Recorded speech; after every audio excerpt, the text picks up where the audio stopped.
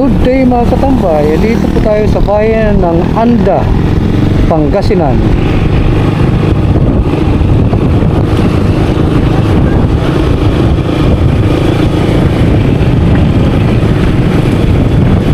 Wow, ganda naman ang tulay nila, oh.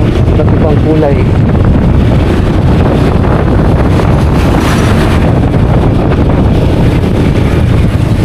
Diba ba? May mga fish cage, oh.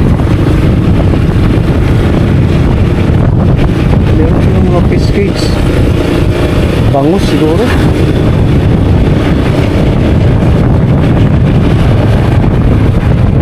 Daming palestaan, no? Kapilaan.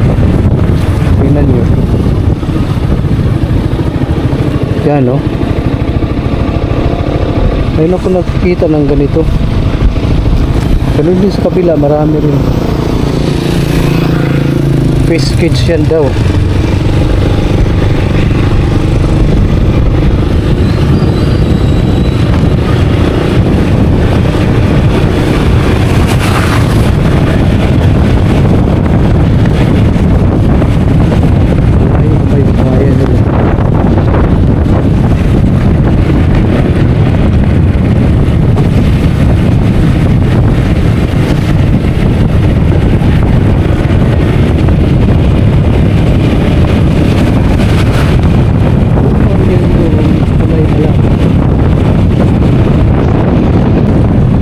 Pagpapatuloy at dito pa rin tayo sa bayan ng Anda, Pangasinan. Mula dun sa tulay, meron pa mga 2 kilometro siguro bago makarating sa proper. Yan. Yung gasolina nila ay diesel 57, premium 62, eco extreme 61. May kamahalan.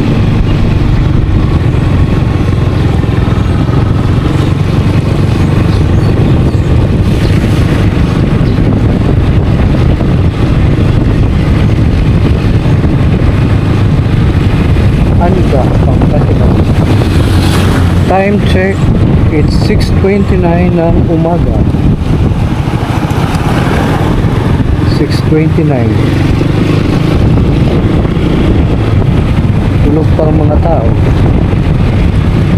Uy, gising na kayo. Asikasuhin nyo ng mga anak nyo. Papasok na sila. Pati ng lalamunan ko. Sarap kasi ng pinya kahapon. Inuubos ko pa naman. Ang tamis. Pabilihang bayan. Wala pang tao, ano?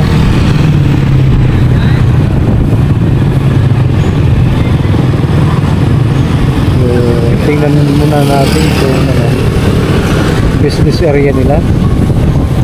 Malaga makita natin ang pangunahing structure katulad ng bayan, pamalaan at saka yung simbahan.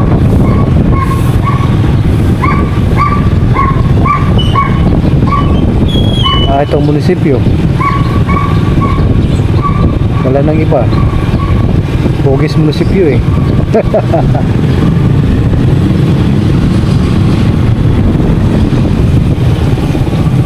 Kalabaw, oh.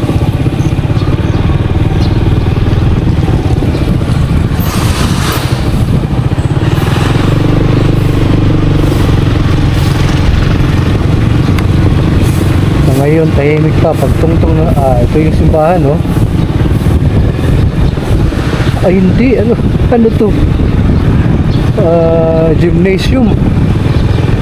Kala ko simbahan.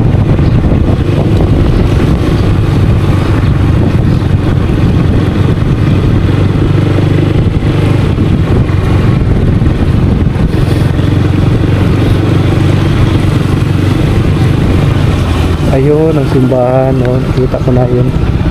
Ito.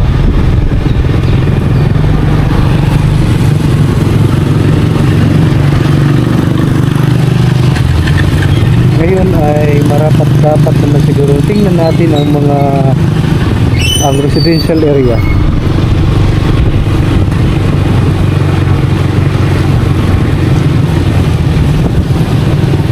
So para sa mga taga rito matagal nang hindi nakabalik sa lugar na ito,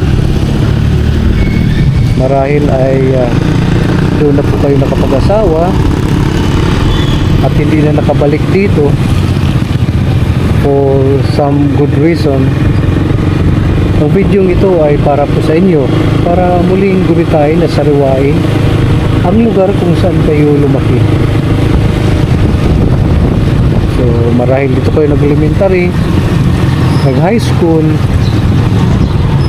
kalaunan ay sa ibang bansa na kayo nanirahan, doon na kayo nakapag-asawa. Nadaanan na natin ito kanina. Sige, ikot lang rin ang konti dito. Tuloy-tuloyin lang natin.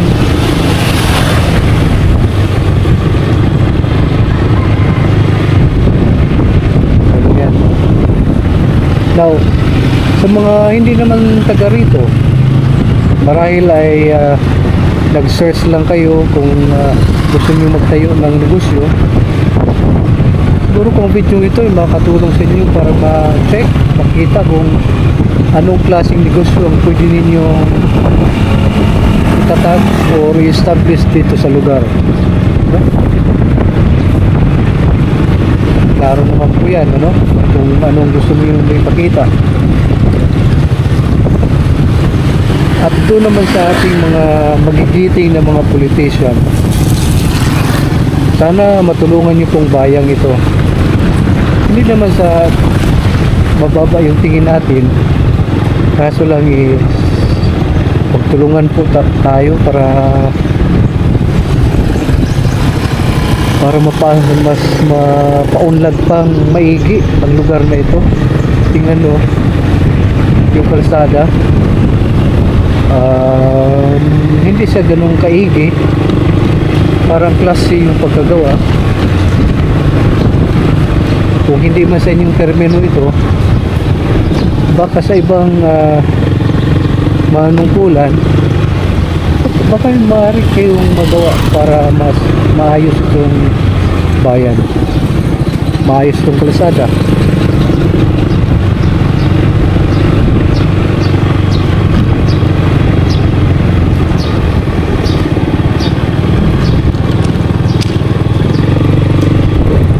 Laki ng paralan nila, oh. May ubal pa.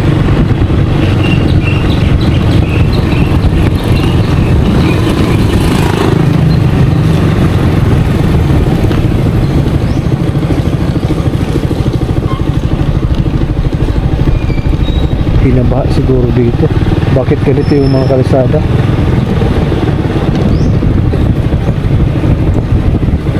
So shout out doon sa mga taga rito. Tagal lang hindi nakakabalik. Ito pong inyong lugar. Ako na pong namamasyal para sa inyo.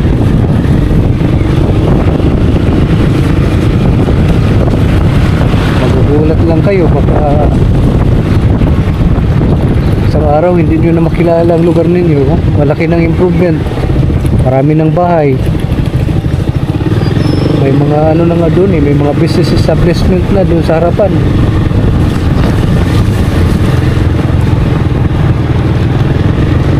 Sitio Tomorrow.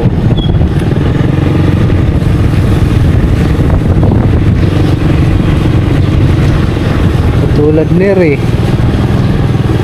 Nako.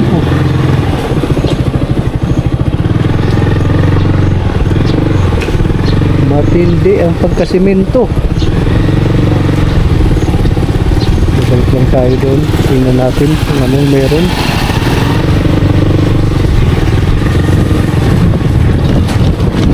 Tapos, balik na tayo. Dead end na pala to. Dead end na. Babalik na tayo. Baka pa tayo dito masita. Anong ginagawa natin?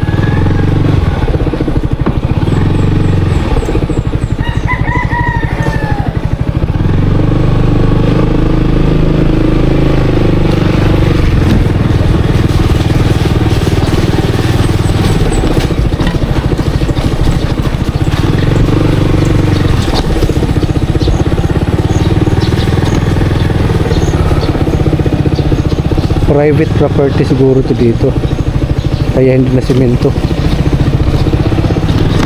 Feel ko lang.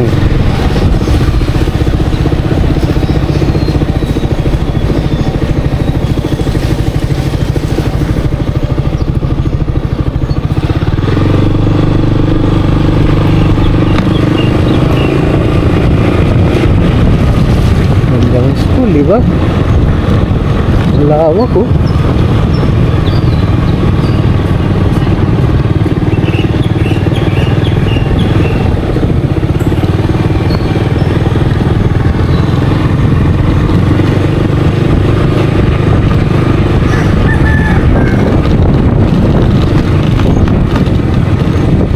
Ganun talaga, wala naman talagang perfect na munisipyo.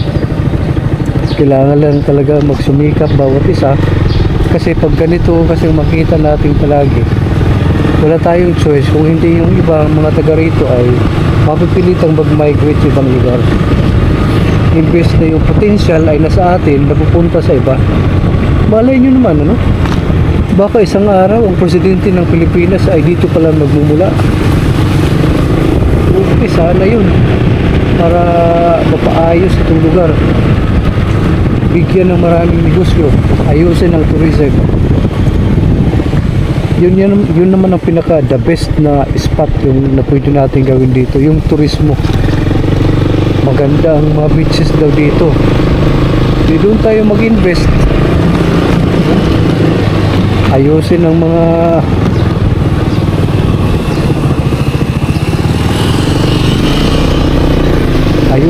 promotion program para dito, lalo yun itong mga health facilities na mahirap i-access.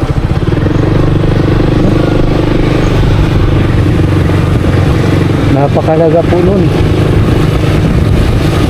Medyo may kalayuan na kasi ito doon sa syudad, sa Alaminos, kaya kailangan talaga ang pagtutukan rin yung health program dito. Bakit ako napunta rito? Ito yung palengke. Kabubukas pa lang nila, oh. Sarap naman nun. Kabubukas pa lang pala nila. Ito po siyang palengke. Ay, salamat, nakarating din ako dito.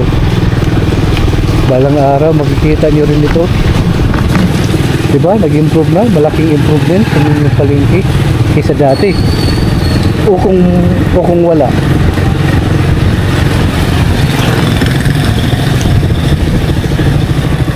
So sa pag-upload ko dito ay hindi ko ito lalagyan ng musical background para more or less marinig ninyo kung ano yung mga nasa paligid.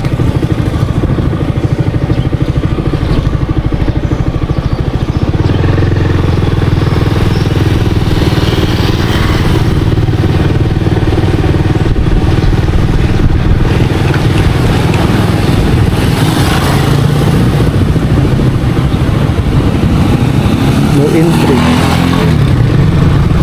Okay, 6 AM. Bakit siya pumasok? Sabi no entry.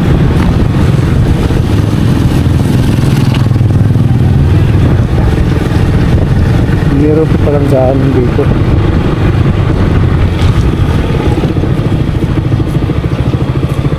Dito na yung tayo daan.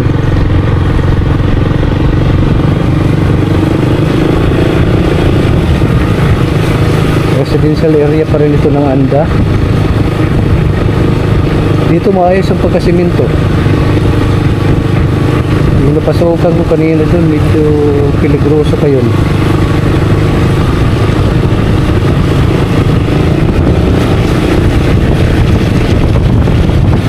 Mukhang walang palabas dito, ah. Babalik tayo sa umpisa. Walang lusutan.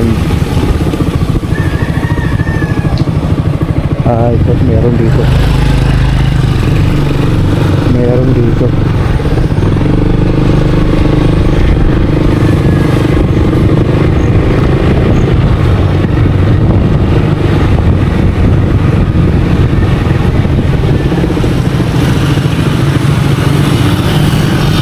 Yung karinderya.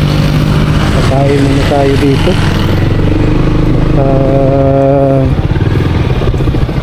Naabot tayo ng gutom.